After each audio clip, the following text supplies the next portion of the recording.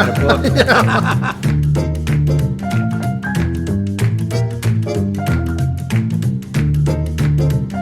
Welcome to the Supper Club. My name is Joe Fresta, and I'll be your host.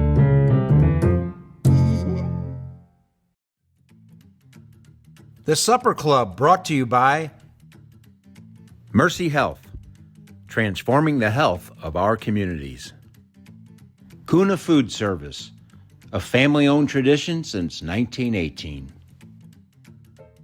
Lordo's Diamonds, your family jeweler for life. Pristine Design Build, boutique residential solutions for your home. Oliva on the Hill. And Fresta Limoncello. Keep sipping, my friends. Today I had the chance to sit down with Bob Lachky, former top executive with Anheuser-Busch, behind all of those great Super Bowl ads that Anheuser-Busch would churn out year after year. Bud. Wise. Bud. Wise. Bud. Wise. What's up?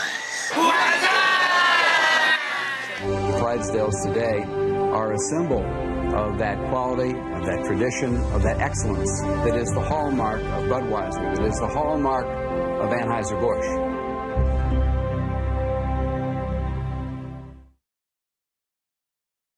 Today, everybody knows that Anheuser-Busch is synonymous with St. Louis, and we have alongside Mr. Bob Lachky, former top executive and in charge of all those great TV commercials, Super Bowl commercials, anything you saw Anheuser-Busch, mostly Bud Light brand, I believe.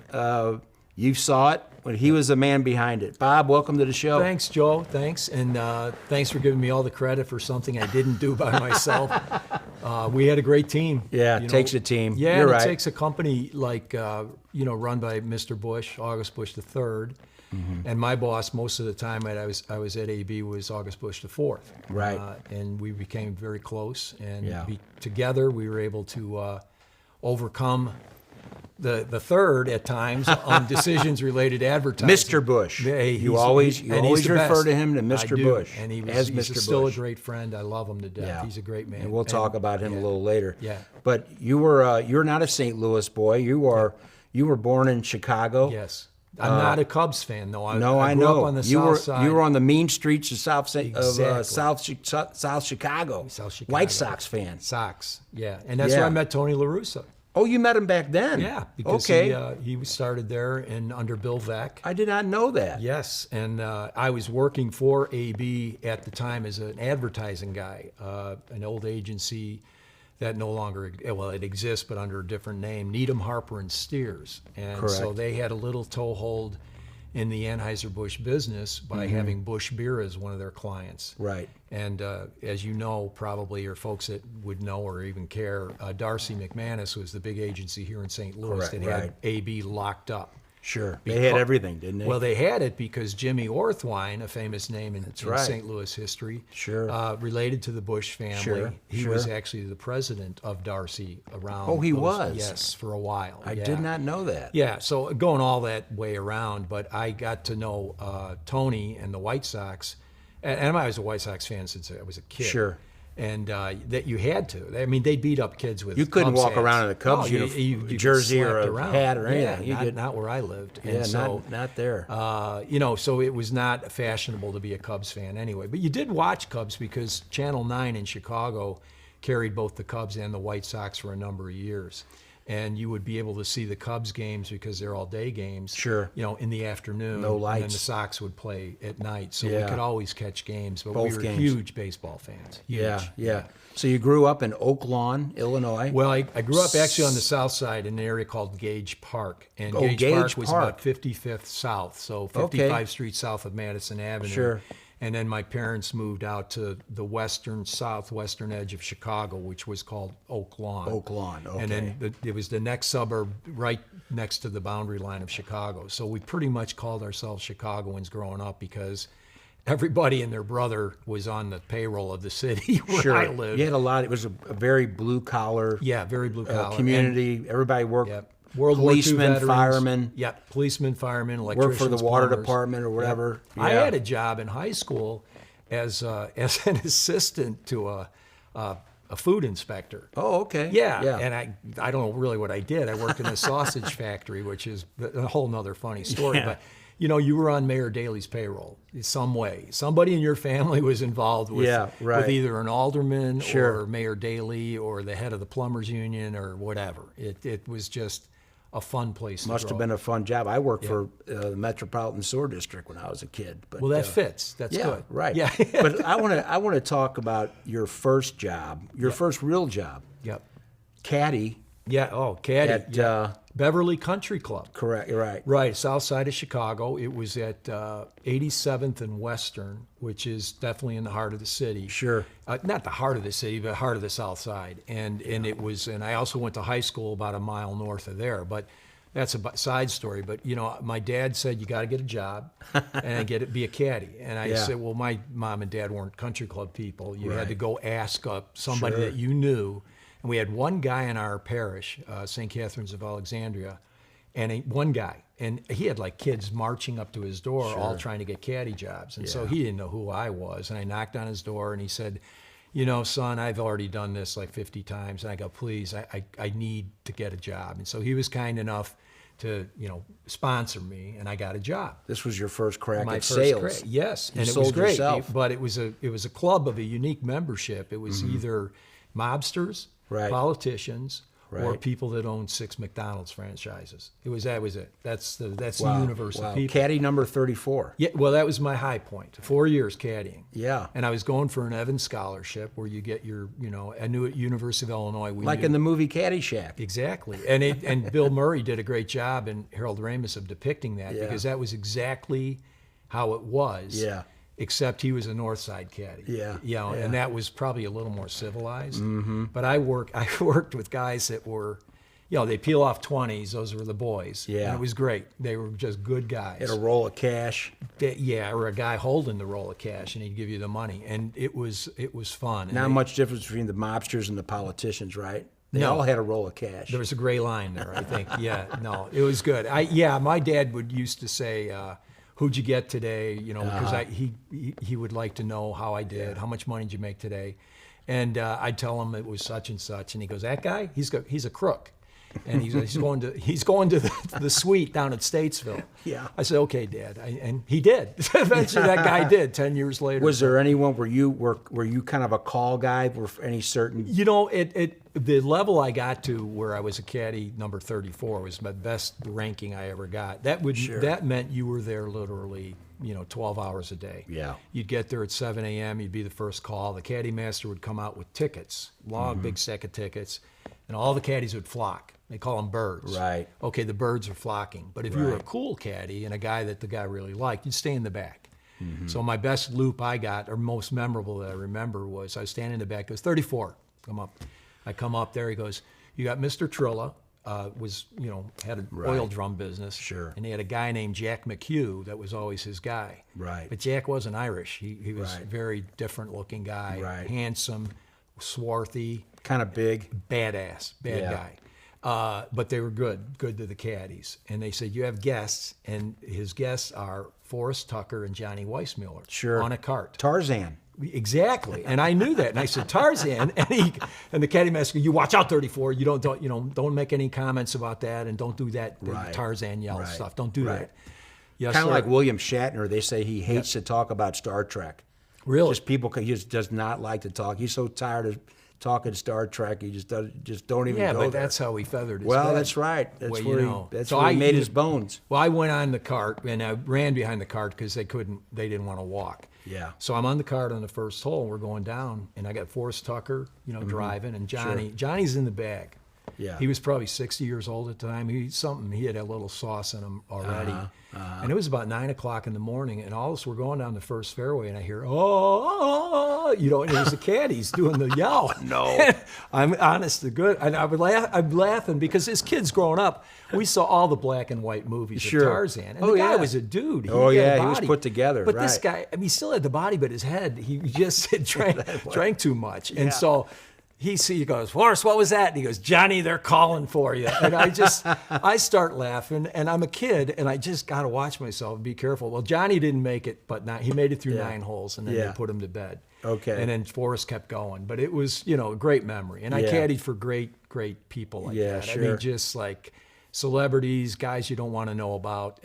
But I felt it was a lucky part of my life to know, gee, I'd like to have a life like this, to be able to play golf at a private club. But I also was just enjoying the fabric of Chicago. I mean, I was caddying for politicians, and and you could find out who the good guys were by how much money they gave you. Sure. So you kind of, but those guys, the Birds, they were trying to vie for those guys, right? They knew who they were too. Yeah. But you were kind of like, you kind of had a call party, kind of like waiters do at a restaurant, right? Exactly. They want to work with Bobby today. That's so right. So I was. I want to sit at so and so's table. And then I had Mrs. Radachomsky too, and that was a bad loop, because she was a terrible golfer, but she liked me. And so every time Mrs. Radachomsky came out, I had to miss, and they called her Miss Radachomp. So that I'd go off the first hole and go chomp chomp. You'd hear the noise in the trees, and it's like, oh God. So enough of that, Joe. That's a peach. It was a great upbringing. Then you went on to the University of Illinois. Yes, sir. Played a little hockey. Yeah. Because you're a hockey guy like me. Yes. Did you play for the Chicago Minor Hawks? No, I did not. I did not. The Minor Hawks was an elite organization as far as youth hockey goes. So I played for an organization called the Rainbow Rockets. Yeah. And don't be offended, but they were sponsored by Falstaff. Oh yeah. And now I'm dating myself, but Falstaff. So right. we would go up to Chicago and play. Yeah, and we were an elite team. We thought we were until we played the Chicago Minor Hawks. Right. These guys had a rule. Yeah. That they had to pass the puck 5 times before they could take a shot. Wow. And they'd still beat us 9-2, 12-1, whatever. But came to find out later that Rick Zombo, former blue player, he and I had played against each other. He played for the Minor Hawks. He was on the Minor Hawks. Yeah. And when I got to Illinois, there was a guy, my line mate for two of the 4 years. I think it was 2, Jimmy. Maybe 3, I can't remember. Yeah. A guy named Jimmy Spellmeyer, a great player from the Minor Hawks. He was also a quarterback at Riverside Brookfield. River Forest Oak Park. I can't remember what the high school was there in Oak Park, which was a suburb just west of Chicago.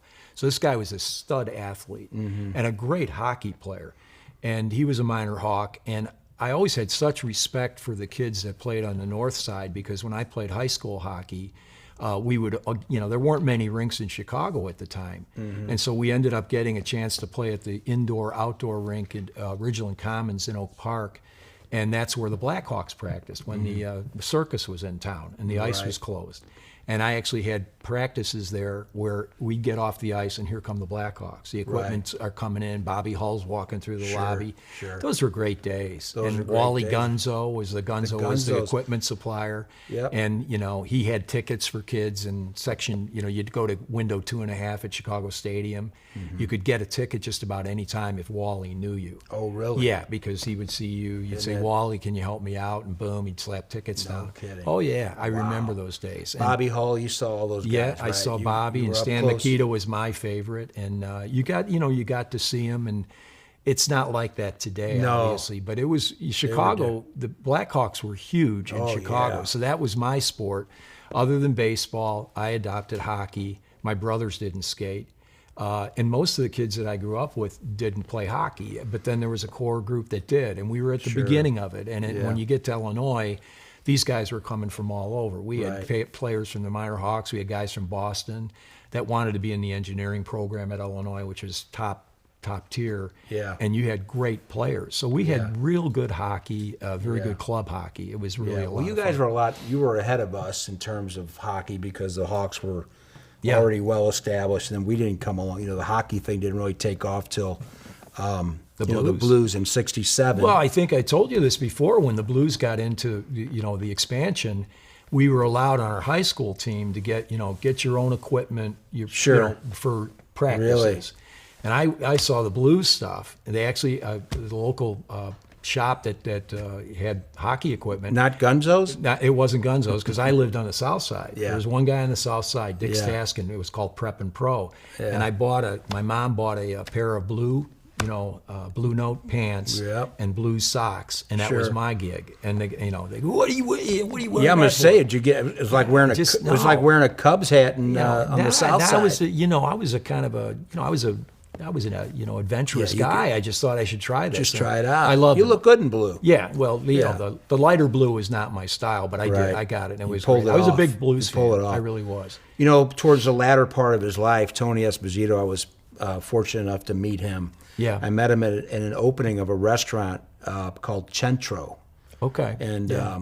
and then we kind of, hit it off a little bit. And then I would go up to Chicago and I'd see him. We'd meet at either Carmine's or yeah. the Frog Bar or Yeah. where else? the Frog Bar. Yeah, or Gibson's.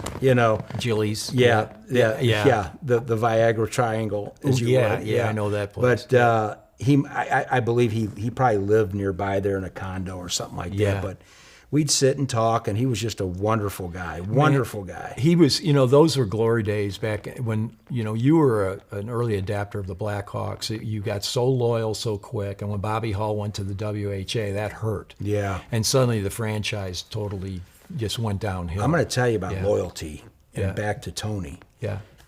At about the third time I met him, I said, listen, I do this cancer thing, my cancer foundation, and I do a Legends of Hockey dinner series. Yeah. And I'd really like you to, come and do it for me, be the Yeah. guest. And he just looked at me and goes, I work for the Blackhawks. Yeah. I said, okay, that's Yeah. Yeah. last time I asked him that question. Yeah, You know no what I kidding, mean? yeah. And then we went back to having a drink and talking. People coming up to him, and I'd acquiesce, and they'd get a picture and Yeah. autograph or whatever. And they'd be on their way, Yeah. and we'd continue our conversation. Yeah, But yeah. what a great guy, great Blackhawk, and Well, he set the record for shutouts in a year as a rookie, Yeah. remember? I think Yeah. he had 9, 10, 11, something like with that. the Canadians, though, right? No. Didn't he come up with the I Canadians? think the record he set, well, maybe it was but I thought it was as I a, think the Canadians drafted him, may have, but and he as was a there rookie, maybe 1 year, and his then breakout year was with the Blackhawks as a rookie. He didn't play enough games yet with the Canadians to be, and he could still be considered a rookie, maybe. Oh, when I he don't went know. to the Yeah, Hawks. well, he was 'Cause he wasn't there long. He was a rookie to me. Yeah. Because I had never seen him before. So I can't debate you Anyway. on the details. On Yeah, that. yeah. But anyway, you're at the University of Illinois, Yeah. where you study Yep. advertising, I was marketing. in marketing, and I met my wife there, Kathy, and it was great curriculum. You were basically liberal arts for a couple years, and then you would select that college. And it was great. It was an awesome, it's a great curriculum because they had a lot of people coming in, agencies, advertising Sure. agencies and companies, the Procters and Gambles of the world. They'd go to the business school, but they'd also come over to the marketing, advertising thing. Yeah. And you always had a steady stream of agencies in Chicago. And at that time, and we're talking late 60s, early 70s, the big agencies in the world in Chicago were, Needham, Harper and Steers, but Sure. Leo Burnett, Okay. J. Walter Thompson, Tatham, Laird and Cudner, Foote, Cone and Belding. I mean, these were big time advertisers because they fed for the previous 30 years of that, all the Midwestern clients like Sure. Kraft and United Airlines and all these companies that were Chicago-based. So they were very competitive to the New York agency scene, and we had a very, very developed scene. And you could always get a job out of that college, it Sure. felt like. Yeah. So yeah, I was there, and then as I got through my hockey career, I was going to go to grad school, and my professor there, that was kind of a sponsor of mine, asked me if I wanted to go, because a typical path would be you'd go out and get a job, and then kind of get yourself some experience, and then come back. And I go, I don't want to come back. I just stay. I'm comfortable here. And he said, okay, we'll get you an assistantship. You could either be a teaching assistant or a research assistant, and they gave me a research assistantship, so I had some kind of income to stay for another 2 years. Wow. Well, at that time, we had lost our hockey coach because it was a club. These guys are not getting paid a lot. And our prior coach, he was great, but he was moving on, and they asked me, "Would you take over the club?" And I'm going, "Geez, I head coach," and I said, "I don't know." And he says, "Well, we'll get the schedule, will be set for you, and you can pick an assistant, and this is what you're going to get paid." And I'm thinking, "Oh man, I'm in the money now. I've got an assistantship," and I realized I kind of overbit. It was a little bit too much going on, but I took over the club as the head hockey coach, which was great because I knew most of the players. Sure, yeah. And that was a challenge as a coach because, you're playing with these guys and you're goofing around on the bus on road trips, and here you are now trying to discipline. Yeah, they were your teammates, and now you're the coach. And you're trying to dole out ice time fairly and just figure out how this all works. But that was the sidebar of my time at Illinois, and about, halfway through my graduate program, they were trying to move students out to continue to say, hey, look at our program. We are placing people in high-level places. And Foot, Cone, and Belding needed an account executive. And they came out, they were recruiting in the mid-year, really not even during recruiting time in the spring. They came in the late fall and said, we need a man, a young guy. We don't want a female, we want a guy because it's a liquor business. Oh, so, yeah, right. And so Mad Men. Well, kind of. Not in that way, but it was like definitely. Was it like that back then? No, I mean when I got was that stuff over with by then? Well, that's a really good question. Foot, Cone, and Belding was a great old line agency that was definitely like the Mad Men as depicted.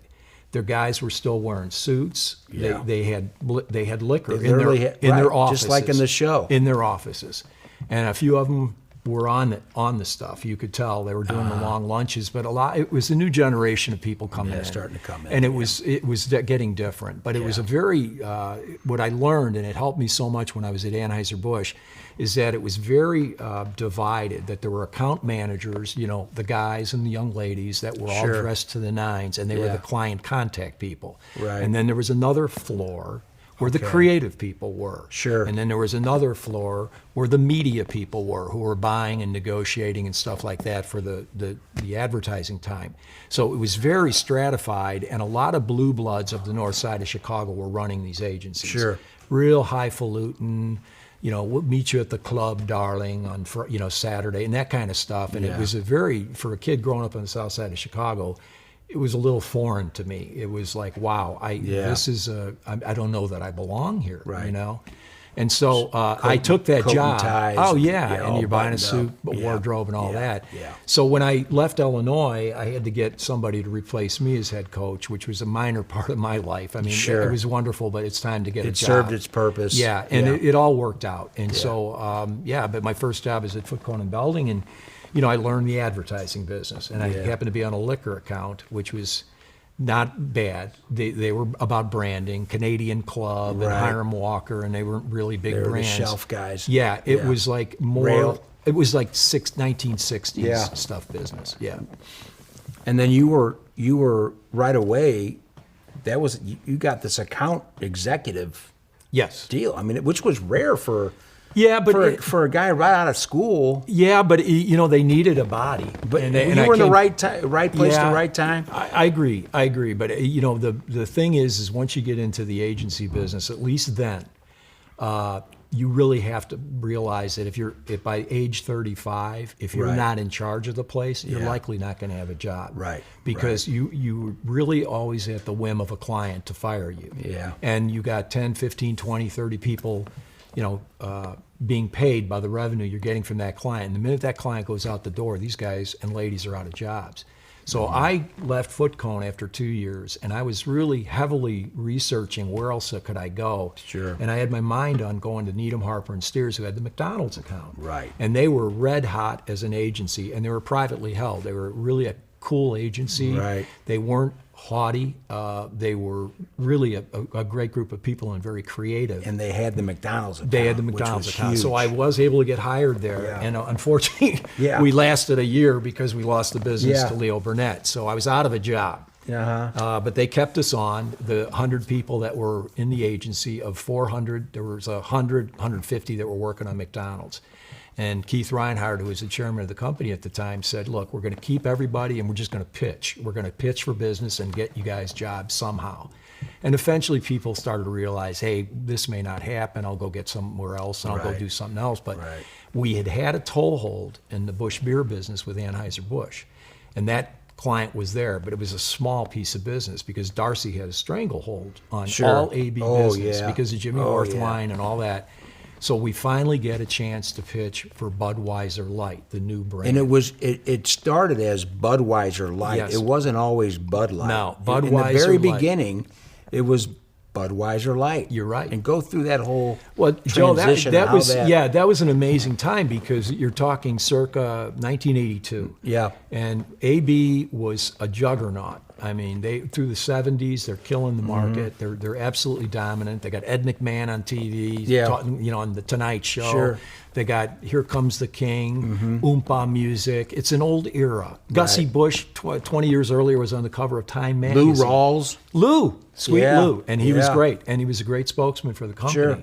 And, all these people. And AB was a juggernaut. But, unfortunately, they were getting an end run by Miller Lite. Miller Lite had come out almost 5 to 6 to 7 years earlier and had great advertising from a company called Backer and Spielvogel out of New York, a real New York attitude. And the attitude of tastes great, less filling was typical New York, in your face, in your face, in your face.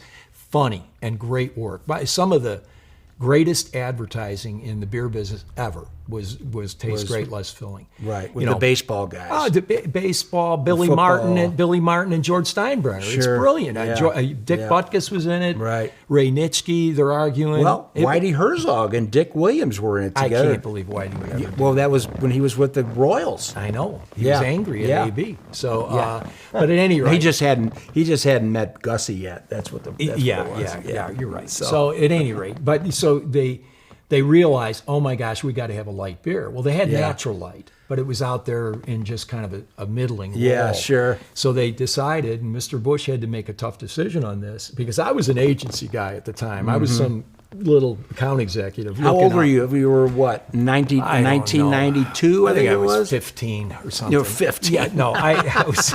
I Probably was felt late like you were 20. 15 Yeah, with these- yeah, those big boys. Yeah, I feel a lot older than that. Yeah. I was in my early 30s. Yeah. And so I was really starting to go, gosh, I got to get another piece of business to work on, and beer would be the greatest thing in the world. So I was able, because I was off McDonald's, hoping to keep my job. Kathy and I were recently married. Wow. And it was, first child is on his way, and I think, what am I going to do? Right. And so they put me on the pitch team with a bunch of other people, and I had nothing to do with winning that business other than be a grunt running around the country. Right. And we were able to win the business, and Mr. Busch and Mike Rorty, God bless his soul, Sure.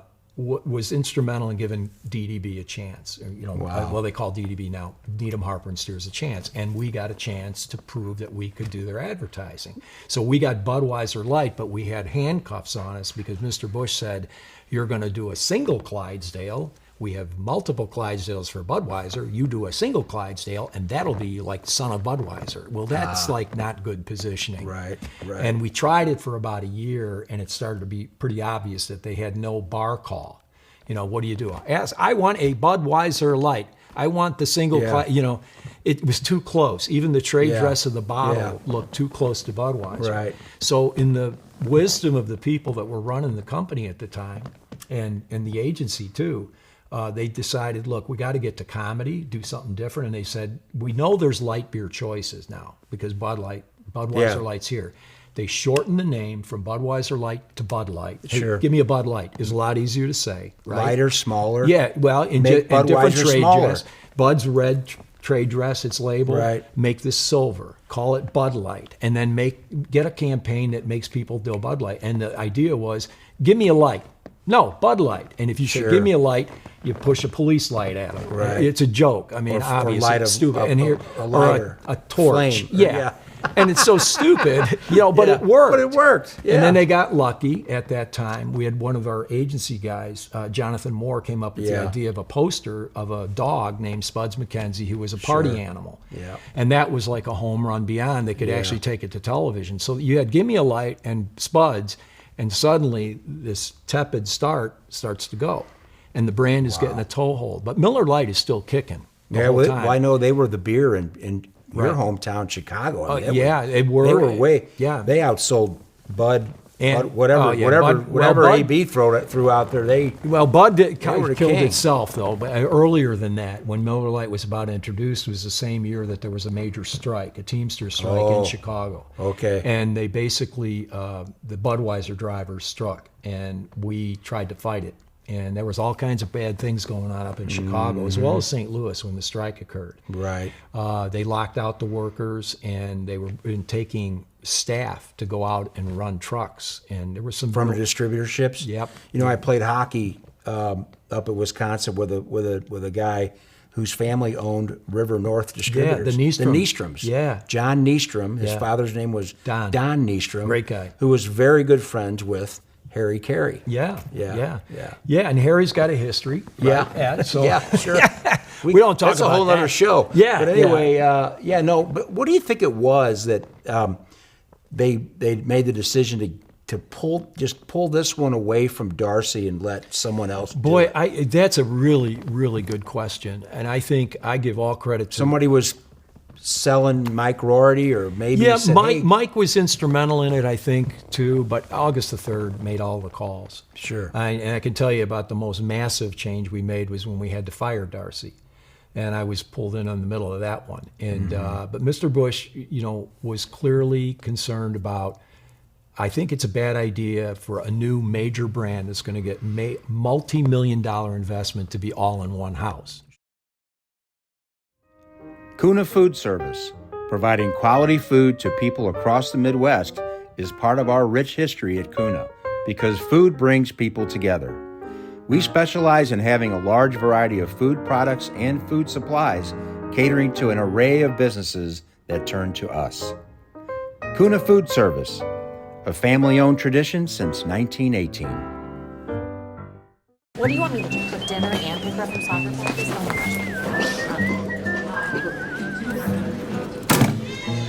Take a number. Come on. Oh, by the way, I also took her to school.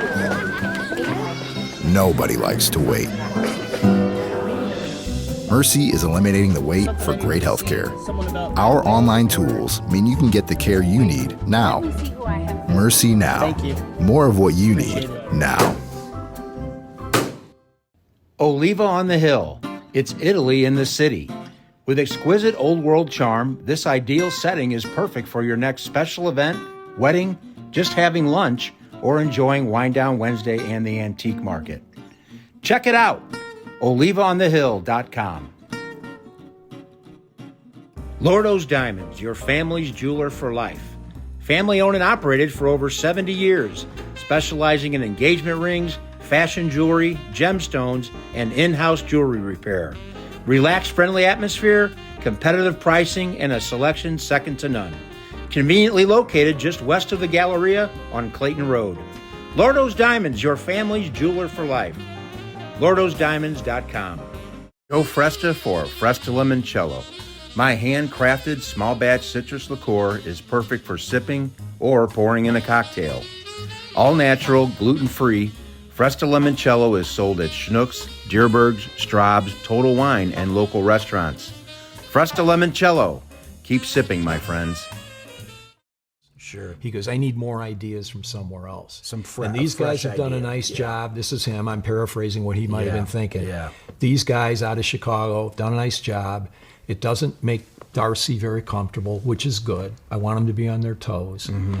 I know Jimmy used to be the president, and he's a board member, and at the Right. time he was the single largest shareholder of Anheuser-Busch. Jimmy, Really? oh yeah. Wow. The single largest shareholder was that man. And he was whispering in August's ear about being loyal to Darcy, I'm sure. Yeah. But August took a chance. Right. And it was always wonderful because I was able to see him from an agency perspective. Yeah. I didn't know him. I'd be always in the background at our planning meetings or conventions and see our guys that were more senior at the agency encountering Mr. Busch. And he was Right. very demanding, but very, very good in terms of supporting you if you did good work. Right. And it was him that chose that. He did it. And so you fast forward. I mean, we started to get our footing with comedy and we started to do the right things. But that got stagnant when we ran into, I was just about the time where I came to AB. There were some problems at AB where they had some executives that were taking some, I hate to use the word kickback, but basically Doing getting some improprieties. yeah, we'll and just things call that it they shouldn't have done. Yeah, and that sure. kind of threw the organization upside down. And that was the time where people were exiting the company. Very senior executives left. The president resigned because a lot of it happened on his watch and Yeah. on his, I think, magnanimous gesture of doing it. Really, he probably would have been pushed out anyway. But he was a good guy, Denny Yeah. Long. Oh, yeah, I knew Denny. I mean, I didn't know him personally. I got to Right. know him a little bit later Yeah. when I came to St. Louis. Sure. But that was just so tragic. And I was in the middle of that because I was on a television shoot for Busch Beer about the time this was all happening. I was Really? being paraded through the Wall Street Journal for like a week to 2 weeks, people following the, So now this. you're on the Bush account too. Yeah, and I got asked to come over to AB because they basically had pushed a bunch of people out, and Mr. Bush basically didn't trust anyone because he now took over president as well as already chairman of the Right. board, and that's double workload for one man. He had to wear another hat. But you because they got know, rid of he her, didn't right? fill that slot with Pat Stokes for a while, a Yeah, couple years, yeah. and he didn't trust anybody. Yeah. He'd suddenly his trust had been, he felt like he was betrayed. Yeah. And he felt like, and so meanwhile, the brands are kind of stumbling because it's like, well, who's watching the house Right. here, right? So I eventually got hired to come over because I was an outsider of sorts, but I knew the business. I'd been traveling to AB for the better part of almost Right. 5 years as an account executive working Sure. for DDB, or Needham, Harper and Steers, which became DDB Needham. And so I got lucky because I had advocates on my side, people like Mr. Rorty and Jack McDonough and Joe Corcoran, my dear buddy, and people that said, hey, he's a good guy. He could do the job because he knows advertising. And that's Right. all Mr. Bush cared about was the advertising Right. at this time for me. He was like, so I finally had my encounter with him. I was going to say, tell me about the first time Oh, you man. met Mr. Bush. It's too strange. It's like, yeah. Well, it just Kinda surreal. It was around a convention, and A lot of people around. yeah, and my wife Kathy was pregnant, and she was invited to come to the convention. I was still a junior level guy, although I was like a supervisor now. Yeah. I was going to be an employee of AB very shortly, yeah. because I had been asked to come right when the first thing happened with this bit of a scandal a couple years earlier, a year and a half earlier. I had been offered a job down to the brewery, Yeah. and I said no. Those people are crazy. They're firing guys. I said I don't want to go there. Are you kidding me? Yeah. So now you're about a year and a half later, and I've Yeah. been invited to the convention. But prior to that, I said, told my wife, as a Kathy, I said I better. They're coming at me again. If I don't take it, I'll never be Never asked get it, again. right. And I'm getting older. And I said, and the agency was pushing me out. They were like, "Hey, you should take this job." Right. Well, they thought, I was a golden Yeah. goose. If I go to Yeah. AB, they'll be set in stone. And they'll have this relationship. Yeah, exactly. So I know I'm getting played too. And then you could get kickbacks. No, I'm just No, kidding. yeah. Wait, did I look a surprise? Like, you mean you caught me? No. No. So at any rate, we go to the convention, and I was on the plane Yeah. with my wife, and I was really almost sick to my stomach. Yeah. I said, honey, I can't do this because my mom was sick in Chicago. I was Again, using, a I was lot on using your that. plate. I was using Yeah. that in my. I love Chicago. I loved growing up where I grew up, and it was just that was my life. Yeah. But I loved AB. I wanted to be part of that group. And I told my wife, though, on the plane, I don't think I can do this because I had never accepted the job. Sure. They were talking to me and they said, well, we'll see you at the convention. Tell us what you want to do Right, there. And I'm like, right. okay, I'll tell you when I get there. Sure. And so I get there and I'm checking into the hotel next to Jack McDonough, who was the head of the Sure. brands at the time. And he goes, hey, well, welcome. It's so good to have you aboard. And I'm like, Jack, I got to talk to you off to the side. I pull him off to the side. Kathy goes, Bob, you got to tell him. You got to tell him now. Yeah, We're checking into yeah, the hotel. yeah. I Oh, said, gosh. Jack, I don't think I want to do this. And he goes, what? And I said, well, I never said. I told you we were going to talk about it. Yeah, here. yeah. He goes, oh no, we already Yeah. told August you're coming. Yeah. You're going to have to talk to Rorty now. So I Kind get of, through. kind of a testament to how excited they were to have you on board. No, you kind of think? a I testament think to that so. you got to give a guy an offer so he can say yes or no. You don't just assume some guy's coming Yeah, over, right? yeah. But I'm in my naivete or whatever the word is. I said I just thought they never gave me an offer. Never So talked I was dollars thinking, and cents. I still wanted to wrestle with my mother was dying. Yeah. There's all this stuff going on in my life. My wife's pregnant. I just don't know that I can handle this. Yeah. And so he said, you're going to have to talk to Rorty. Well, Rorty's running a major convention. This is in the era of, they're bringing movie stars on the stage. Where was the convention? The Shrine in L.A. Shrine Auditorium. Wow. There were 5,000 people Wow. there. Wow. So I talked to Rorty. He's mad because he barely knows me. And he's like, I can't believe you. I said, Mike, I never was given an offer. I Right. don't know what. Right. I don't, blah, blah, blah. And he says, yeah, you're going to have to talk to August. So I'm getting kicked up the ladder. And I finally meet Mr. Busch. And it was after the final Q&A session on the last day. They break them into segments because there's regions of the 2,000 people here, then 2,000. And the last session, he's been told, you're finding the guy. Is back in the standing in the back. Agency stood in the back. You're always Sure. like a second-class citizen, Right. And all the AB guys and all the the yes men, which Right. I became, Company men. which I became for 25 years. And you probably knew all the guys on the back I knew them wall, all. right? I knew them all. You knew all of them. Well, I'm on the back wall with a name tag. Yeah. And he said, so August the 3rd was told, the guy Bob is back there by the the Needham guys. Yeah. Okay, good. So he comes back. Yeah. Everybody's going home. And Yeah. he's walking down saying hi to Keith Reinhardt, hi to this guy. And Bobby Scarpelli, little Italian guy. Yeah. Greatest creative Yeah. director of all time. He's a dear friend of mine. August comes up to him and he says, you come with me. He goes to Scarpelli, and Scarpelli goes, he starts stuttering. He goes, Yeah. August, I don't think you want to talk to me. What? And he goes, you don't want to talk to me. You want to talk to this Bob. And he stops, and he looks at me, and he just goes like this, come here. And I go, yes, sir. And boop, Yes, go sir. in, and that's where I start talking to him. And he goes, I understand we're in a private little green room area.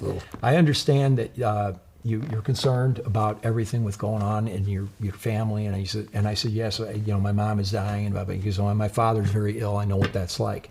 He said, but we'll take care of you. You make sure you can get to Chicago. Right. I know you'll have to live here. Right. And you're going to have to go back to Chicago to settle your stuff and all that. And he goes, he goes, so what did they give you? What's your package? I go, August, I was never given a package. And he goes, what? And he just screamed. And I swear my hair was like Standing up. I thought, I said, man. and I knew I just threw a million guys under the bus. Yeah. But it's the truth. But it's the truth. What, am I a lie to the guy? Yeah. And so he, Right. he just, bam, he hits the desk. And I could you hear all these little nipers outside, these little chirpers, beep, beep, beep, beep, suddenly dead quiet in the little area out. There must have been people there with glasses on the thing. Right. And so August gets up, goes out. I hear, rah, he's screaming at somebody. Yeah. And then he comes back in. He goes, okay, with a fake smile, I think we got it figured out now. You were told. They didn't tell you what you were going to get. They didn't tell you. And I go, August, it's partially my fault. No, it's not. It's not your fault. It's just the funniest thing in the world. And I can remember it like yesterday. Yeah. And so then it's that and that. And he said, so Monday, he said, where are you going now? It's Friday. I said, my wife and I are driving up to San Francisco to see your brother. He's out here. He lives out here. Yeah. And we're flying home Sunday night. And she goes, well, Monday you call McDonough and tell him what your decision is. I said, yes, sir, I will. I said, I think I know what my decision. He goes, I know. He says, you just call McDonough. Okay. He had me. Yeah. He had the trout. Yeah. The trout was caught. Yeah. So that was probably because he Yeah. put the package together. I don't know. You think? I think it was a better package because sure- I found well, out. I'm sure it was. I found out that the original thing these guys were going to throw at me was exactly what I was making in Chicago. Oh. And so I think August goosed it. And sure. Yeah, I don't know. I'm making things up now because I'm not sure because it was all a blur at that time because I felt like I was trapped. I had no choice. And so it's a funny story. It's kind of probably a little bit of a blessing that it happened the way it did, right? Yeah, I mean, well, even though some people got their butts chewed out. The good news for me is that he was the chairman and the president Sure. when I first came in. So I was fortunate enough to have direct contact with him, good or bad. And I made my mistakes. I had my moments, and I spent a lot of time in front of him. It was a crash course on how to deal with August the 3rd. Right. And this is in the throes of him trying to understand loyalty again. and trying to get his team built back Right, up. right. He had an eye on who he was going to put in as president. Sure. But for the first year to 2 years, it was pretty incredible. So kind of the first piece, and then they built a team Well, not around you, me. or, No, I was or with you. No, I or- was inserted in. No, I wouldn't dare say that. Because you said a lot of people got axed on Well, the whole they deal. didn't get axed as much as they walked themselves out, or they. Okay, some well, you know were- what I some mean. were There was a yeah, void. They were.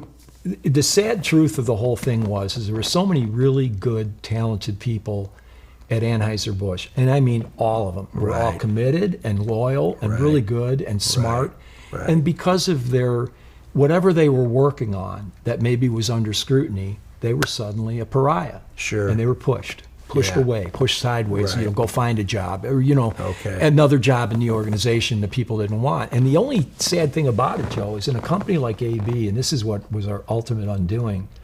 At the end, a lot of people felt it was their privilege and the Brazilians jumped on this. They said these people think that this their divine right to be working here. Yeah. They're right. They're right. They There were was right. that attitude. Yeah. And that attitude can destroy an organization. Yeah. You can start building up departments to protect your fiefdom. And you can fight for budgets and not give money up when you know you don't need that money. And People this too was just, comfortable. you get way Yeah. too comfortable. Yeah. So my luckiest thing that happened to me was about 9 months later that I got hired, August the 4th came in.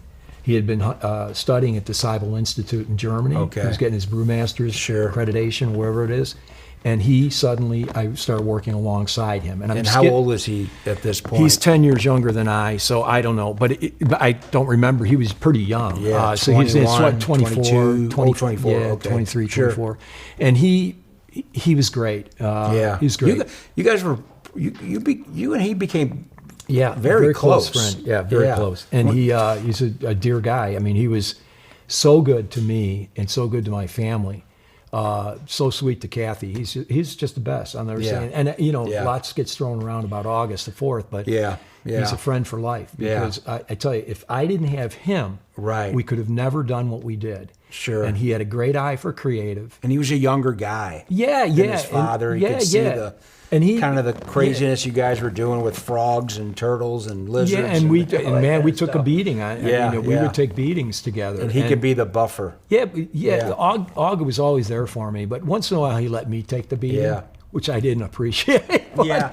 but it was, he took beatings daily. Yeah, but they yeah, weren't. yeah. Maybe I'm making too much of that. He loved his dad. Dad loved him. I know that. Yeah. But that was an intense environment. When you're stuck in between those two guys, you got to be really careful. yeah. Yep.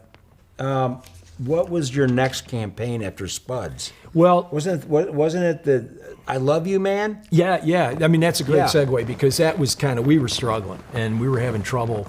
When But Spuds is gone now. Oh yeah, You put him to bed. I did the last Spuds McKenzie commercial. I was told when I came in, Rorty told me, and Mike was about to go upstairs to become the head of the Know When to Say When. He was Sure. finally going to be admitted to the fraternity of the strategy committee. Right. Mike Rorty was a genius. Yeah. And should have been on that strategy committee a long time before. But AB was just the way they were built was like a bank, Right. It was like Right. a hierarchy. And Yeah. but Mike was a genius, and he was moving out, and he told me, he says, we've got to get out of this Spuds McKenzie now. Mm-hmm. Because Strom Thurmond, who was the senator of South Carolina at the time, took Oh, a Spuds yeah. McKenzie doll that AB had made, and Okay, was I remember distributing.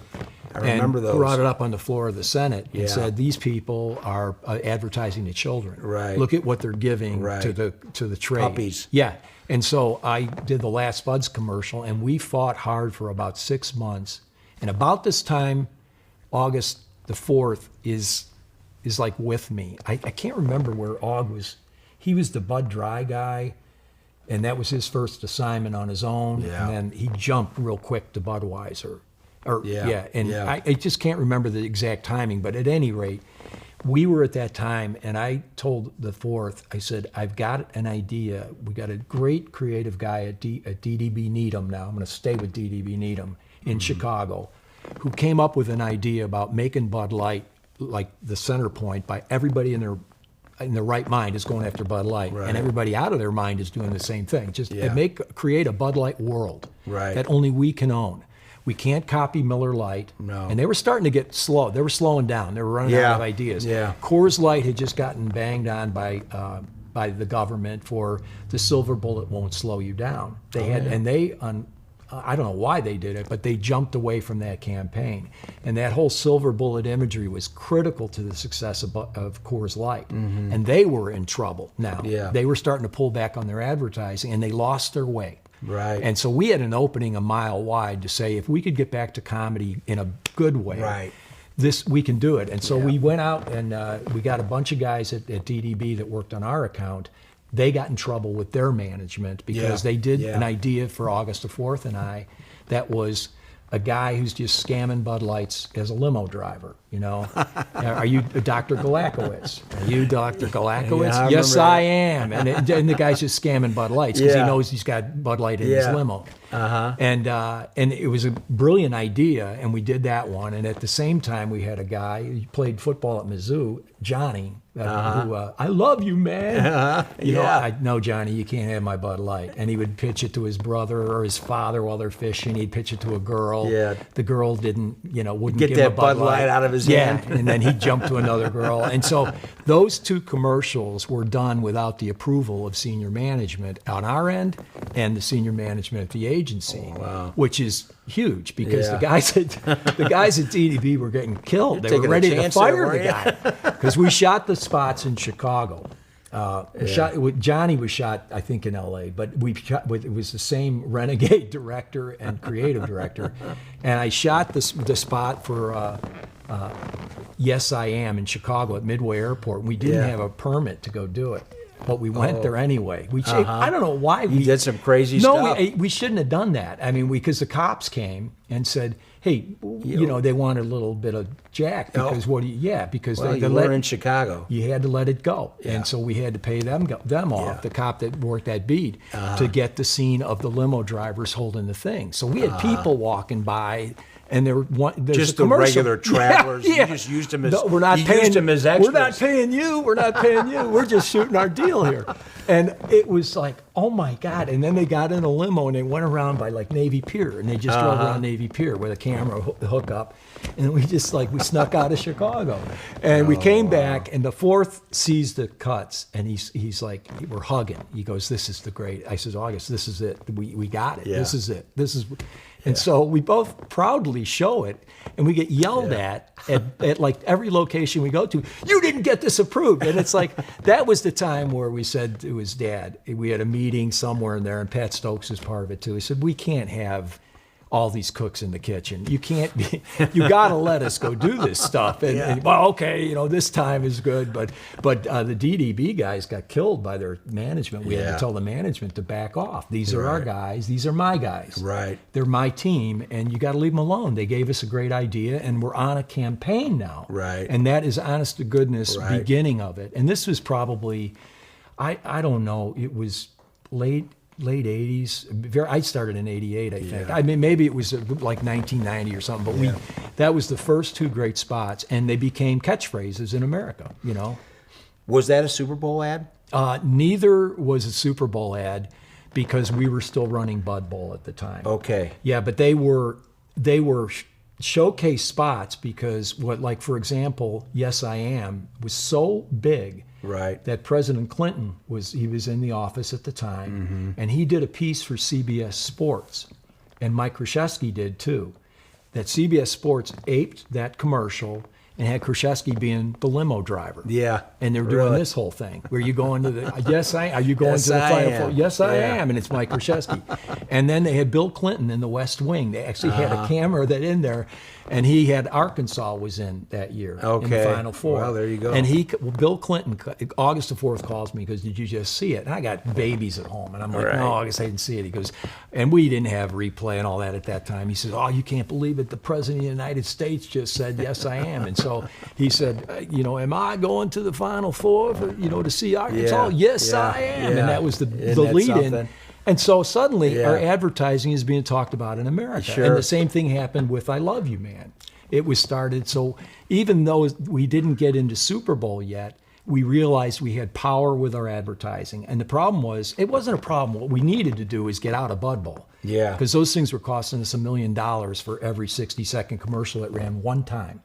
And one time only, and you put $1 million into it, but it gave us such a boost in sales because you could have the giant end aisle displays at a Schnucks or at a Walmart or whatever, Sam's. End caps and just unbelievable power of Bud Bowl. Yeah, get real creative. Oh, man, yeah. Your people on the ground could really. Yeah, and Darcy did a great job. That was Darcy's idea, and it ran literally for 6 months. It was basically, who guess the winning score at the halftime. Right. So, but by the mid '90s, August and I talked about with his dad and Pat Stokes and all the others.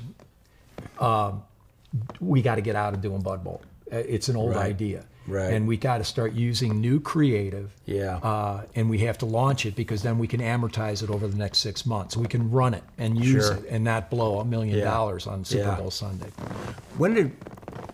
It was probably the USA Today that started making the Super Bowl ads a thing. Didn't they they started ranking them? Yes.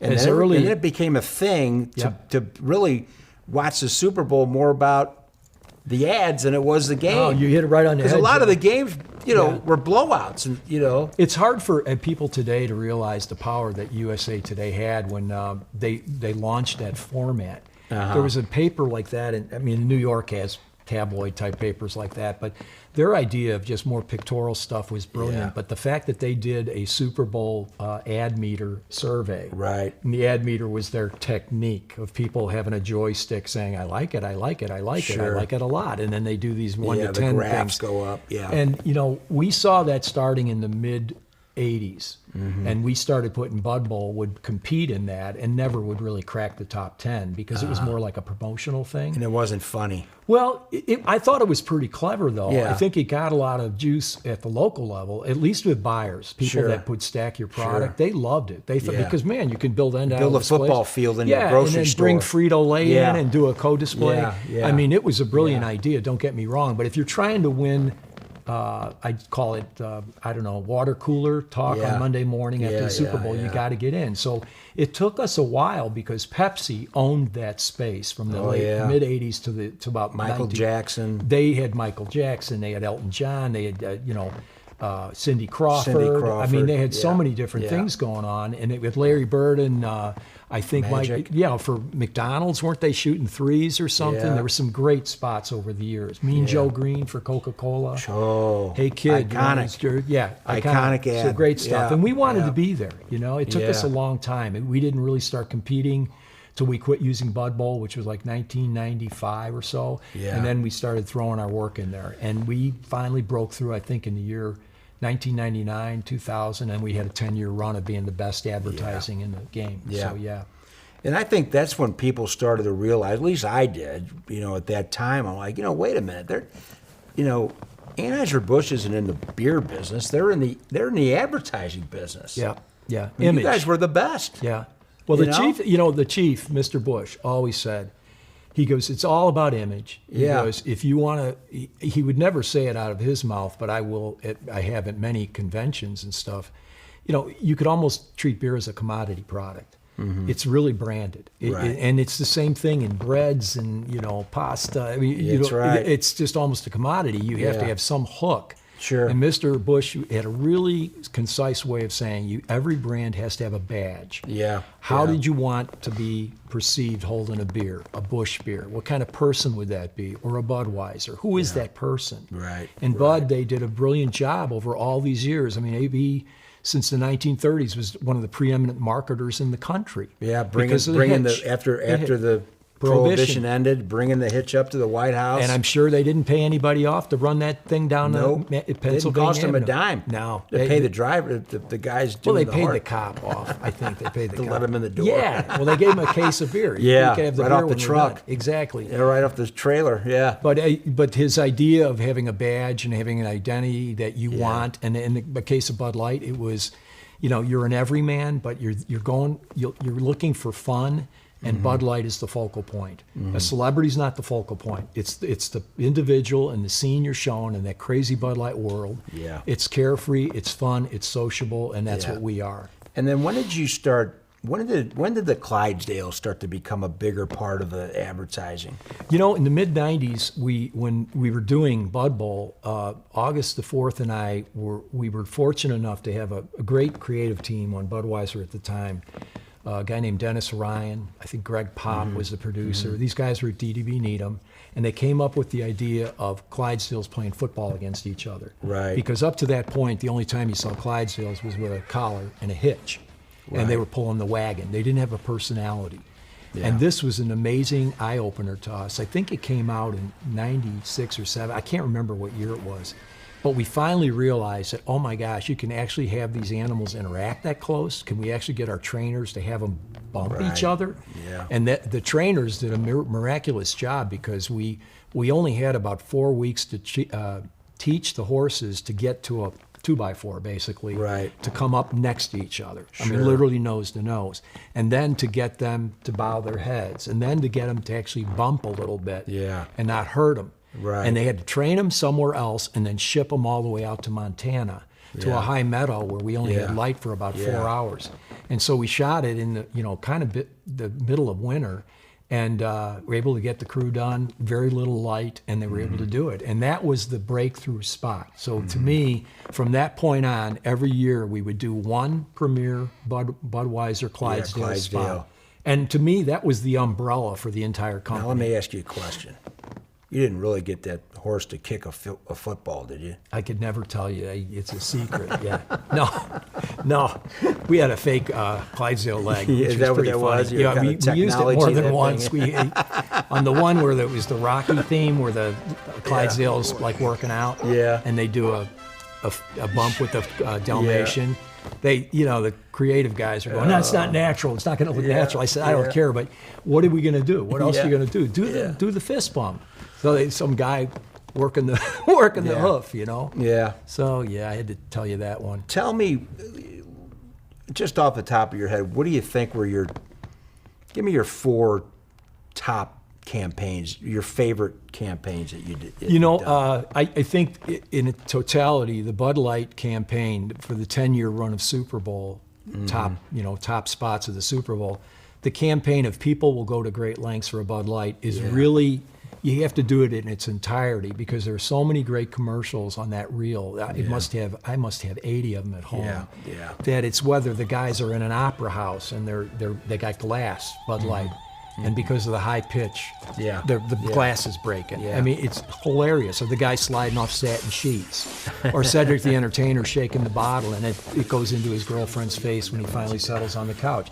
This stuff, it's organic. You see the idea and you go, yeah, it's pretty good. Gee, I don't know. And then you get to the set, and the creative guys come up with a different idea. The director has a different take, and you have brilliance suddenly. I think in the totality, the Bud Light work is brilliant. I think his individual spot, the Clydesdales bowing to the memory of 9/11, was brilliant and heart-rendering. And that was actually done by one of our agencies, a new agency that had come on, Hill Holiday out of Boston. And these guys were, because a guy from DDB Needham, who was a Boston guy, went to BC, played football at Boston College. He was a producer. He went to Hill Holiday, and we followed him. He went back to Boston. He went to back where he grew up, and Brian Sweeney, great guy. He ended up being the point man on how to drive the creative team. Say, look, this is what these guys do. Right. And we also had a connection through Pat Stokes, who was the president of our company at the time, who was on the board of Boston College and knew a guy that was one of the principals of Hill Holiday. Oh, so he went to Boston College. Pat has a building down there. He's got Stokes Hall. Very so good. Pat's is a New York-raised guy, but Boston College guy. So we went with this agency under Pat's urging, as well as our own, because we knew Sweeney was there. Yeah. And they came up with one of the greatest commercials of all time. And there was another great commercial they did where you had instant replay, which won the Super Bowl for us one year, where they had a picture of the Clydesdale running across the line and then had to go to replay. And it was the first year of instant replay in the NFL. Yeah. It just was lucky that this all happened. Yeah. And as they're waiting, the Clydesdales are waiting for the ruling, the various horses, and you cut to the monitor, and there's a zebra underneath the monitor. And the two cowboys are there going, this referee's a jackass. And the Yeah. guy goes, nope, I think it's a zebra. And, funny. I mean, a deadpan Yeah. comment, but Yeah. brilliant. I mean, those are my two Yeah. favorite Clydesdale spots, Sure. and there are many, many more. But I Yeah. just, the what's up guys. yeah. I mean, you can go on and on and on. I mean, the Bud and the What's Up was brilliant, and Yeah. it continues to be brilliant to me.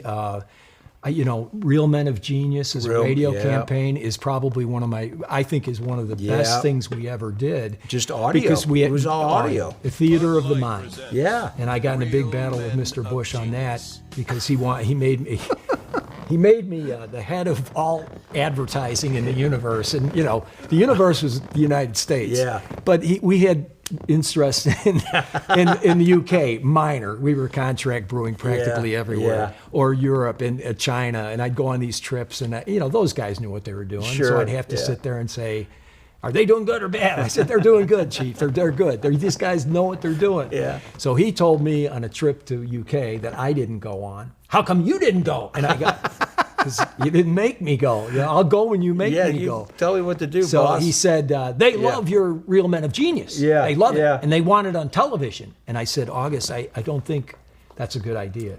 I'll tell you what's a good idea. I want it on television. And I go, but August, I said, the minute you put Mr. Nose Picker or something, you can't put this on television. Yeah, We yeah. had 400 of these radio spots. Yeah. Now he's right. Somewhere you can find one. Yeah. But if it's Mr. Nudist Colony, social director, where they're jumping up and down, I said, I don't think so. I don't think you want that one. Yeah, Or Mr. Bad Toupee Wearer, that Yeah. could probably work, Yeah. right? So he made me do them, a couple of them on television Yeah, for yeah. the UK guys. Oh. And you know what? He was right. They were hilarious. Because I thought they'd make the Bud Light drinker look stupid. Yeah. And I loved it because when it was Theater of the Mind, you could just say, oh man, that is funny. But you didn't judge the actor and transfer that to the beer. Sure. You know what I Yeah. mean? Right. So Right. I lost that battle. All right. I'm going to give you a few names. Yeah. And you just give me a few words. Yeah. About that individual. Okay. Tony La Russa. Oh, the best. Yeah, I know you guys are good friends. Yeah, he's just the best, and I can't give you a few words. I think he speaks in a very clipped. He's very clipped dialogue, and he's just a very good guy. Misunderstood. Here's the word, misunderstood. Right. Genius. Yeah. Loyal. Yeah. Funny. Yeah. Yeah, I love the man. I didn't know you went back with him in Chicago. I thought you had picked up with him. No, here I'll in tell St. you. I'll tell Louis. you the story of a lifetime here if you Sure. got time on this one. So we were doing this Busch Crosstown Classic. I was the account executive at the agency, the old Needham, Harper and Steers, and we came up with the idea. This is before interleague play. Sure. We came up with something that Chicago had done through the Chicago Tribune as early as the late 1930s. They had a thing called, a guy named Arch Ward was a big sports writer for the Chicago Tribune. Okay. Probably like Bragg or some of our Sure, guys. Bob who Bragg, was Bob up in Burns. So he was the big guy back in my dad's time. Sure. And he had a thing called, I think it was called they had some kind of a charity thing angle, and they were able to get the Cubs and Sox to play a few times. Right. So we kind of came up with the idea of a Busch Crosstown Classic. Crosstown rival. For Busch yeah. beer and being introduced into Chicago was to get awareness. And so we were able to get them during some break in the calendar. They agreed. They would play Yeah. their second stringers and Yeah. maybe some minor leaguers. Yeah. And we would host it at Wrigley Field one year, then Comiskey Yeah. Park, and back Trade and it forth. back and forth. So we did television spots. Jim Fry was the coach was the head, Right. the manager, and right. Tony was in. So I went through the second year on this with Tony, and he was getting attacked by Ken Harrelson, who was the on-air guy. Yeah. And that's when Jerry Reinsdorf, the owner of the White Sox, White Sox. decided to listen to Harrelson and fire Tony. So I was in the middle of the final prep of the Crosstown Classic for that year. We had filmed the commercials. I was at spring training with Tony, Yeah. and to show him the final edit because we were going Okay. to start airing it. And this was close to spring. It was in spring training. So I go to Tony's office in I guess where were they? Sarasota. I can't remember where their camp thought was. I don't know The where. Whites. Oh, the Cubs are in Arizona. Yeah. The Sox No, are in Sox were- Florida. They were in Florida. So at any rate, I go there and I go to Tony and show him the spots. Yeah. Loved it. We had posters, loved it. Duncan was there. Dunk sees it. It was great. And Tony goes, will you do me a favor? And I'm looking in the locker room, and Harrelson, who's, now the general manager, okay? He's the general manager. He gets picked by Reinsdorf.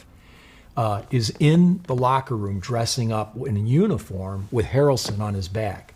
Like, look, dude, we know you play baseball, but your general manager doesn't need to dress up like a player. And Tony was pissed. You could tell he was not happy. Right. And he says, will you do me a favor? I go, yeah. He goes, will you take this video recorder, the old one, and take it to, because I was going down to a planning meeting for Anheuser-Busch that week. I was supposed to be going down onto to Sarasota, I guess. I guess it was in the same vicinity. Yeah. And he said, we bring this to Elena, his wife, because he had 2 daughters, and he wanted to make sure they had the video camera. He goes, because I don't think I want to be here much longer. And I go, oh, you're kidding. And he goes, no. He goes, I think the word is I'm out. So get this to Elena, tell her not to worry. And I said, that was it. And so that was the beginning of the first time we really had a heart-to-heart.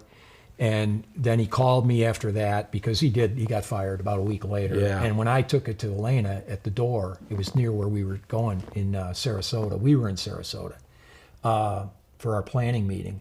She at the door, and the girls had measles. So they were standing up to the back, and she's crying. She was, tell me, is my husband going to lose his job? And I go, Elaine, I don't know. And that was his first job as a manager, wasn't it? Correct. Yeah, it was his first job. And then he went to Oakland. Yeah, and Bill Veck gave him that job. Oh, really? Bill Veck was the original guy that hired Legend. him. Yeah. But he ended up going to Oakland, and the Haas family hired him. Yeah. He only had to sit on his hands for a short time. Wow. Walt tried to get him to come to St. Louis. I think they just back then. Yeah, they tried, but they had to wait. Yeah. And so so that was my first time with Tony in terms of intimate, trying to help him through something. Called me back, said, hey, thank you for doing that. I'm out. And I said, God, Skipper, I really miss you. He goes, I know. He said, commercial looks great. Thank you. And that was it. Right. Didn't talk to him for a long time. But it really bonded you guys, obviously. Yeah, we've stayed together a long time. And then you reconnected back in St. Louis. But Yep. Second person, Mr. Busch. Man, I have so much respect for him. What do you say? Domineering, right? Yeah. Genius. Yeah. Really a genius. I think he's loyal. I mean, I want to say Demanding? Yeah, like beyond demanding. Yeah. Beyond demanding.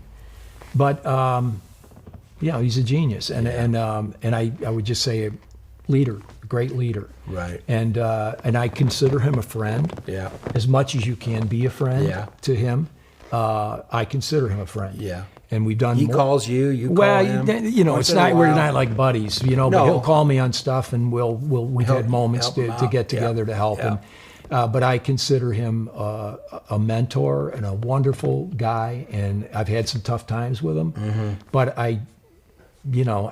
sometimes deserved, other times not. But he was always gracious to me.